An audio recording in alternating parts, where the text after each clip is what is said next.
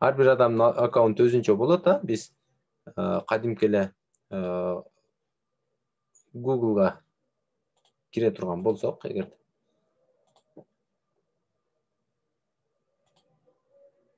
биз алгач Google'га киргенде мына бул жерден издөө өзүбүздүн аккаунтубузду Бектемир уулу @gmail.com. Ушул сыяктуу ар бир телефондо ар бир интернет колдонуучунун өзүнүн аккаунту болот. Биз ушул аккаунттун ичинде эле тест түзгөндү карайбыз. Анын үчүн мына клетканы басып алдым. Диск. Бул диск ар бир телефондо дагы бар, сөзсүз жайгаштырылган. Биз эгерде аккаунт ача турган болсок, автоматтык түрдө Google серверден, булуттан же болбосо бизге 15 гигабайттык интернет берилет. Эми биз ошол жерде тестти кантип жүзөгө ашырабыз? Бул жерге биз папкалар түзсөк болот, видеолорубузду, сүрөттөрүбүздү, документтерибиздин баарын ушул жерге сактап алсак болот. Биз тест деген папкага кирип көрөбүз дагы.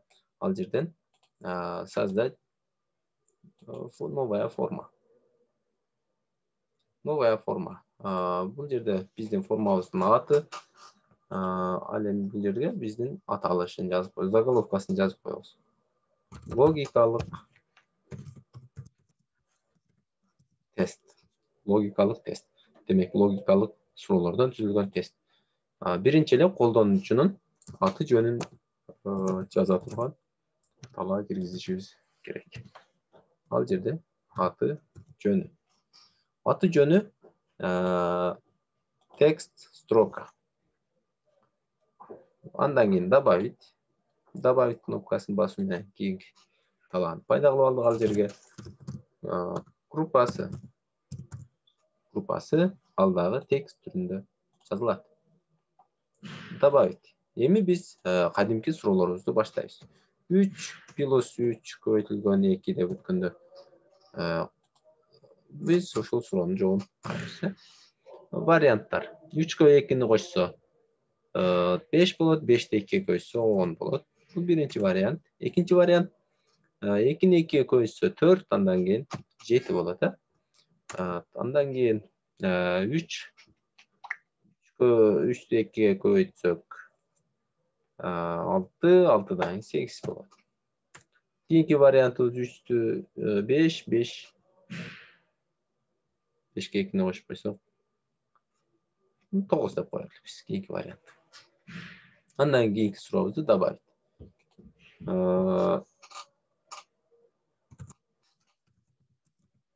Ырыс алды сөздү болот да. Биринчи вариантыбыз эмгек. Экинчи вариантыбыз ынтымак. Нан. Изденет.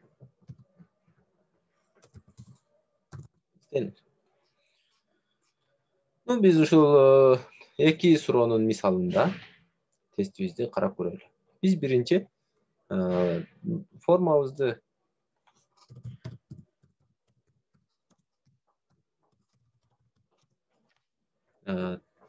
тестке айландырып алыш үчүн биринчи настройка. Настройкадан изменить. Так, посмотреть диаграмму. Бир гана жолу жөнөткөнгө мүмкүн бир аккаунттан деген команданы белгиледик. Андан тестке өттүк. Тестти активдештирүү менен так биз туура жана ката жоопторун алып коелу. Сохранить. Эми биз тесттин туура жоопторун автоматтык түрдө эсептеп берүү үчүн 5 балл. Бул жерден биз туура жоопту белгилейбиз. Так, 2-ни 4, 7. Готов.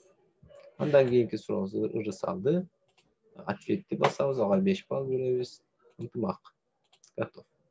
Биздин эки тестибиз 10 баллдык тестибиз даяр болду. Эми биз көрөлү. Бул колдонуучу ушул жерден колдонот.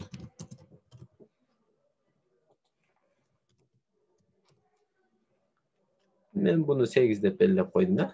Ырысалды ынтымақ. Неме? Отправить. Посмотреть балл. Өзімнің балымды көре тұрған болсам, егерде мен 10 баллық суроодан мен 5 балл алдым. Себеби бирөөсүн туура эмес белгилеген болчумун.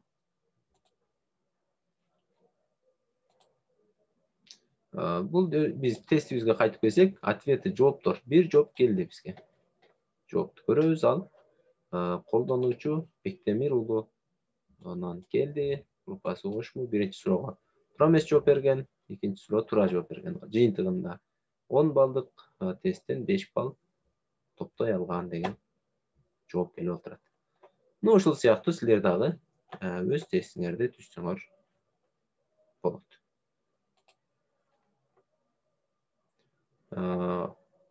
Биздин бул видеобуз толугу менен запись болду. Азыр мен группага таштап коем. Ушуну менен ээрчип, өзүңөрдүн тестиңерди түзүп алсаңар болот да.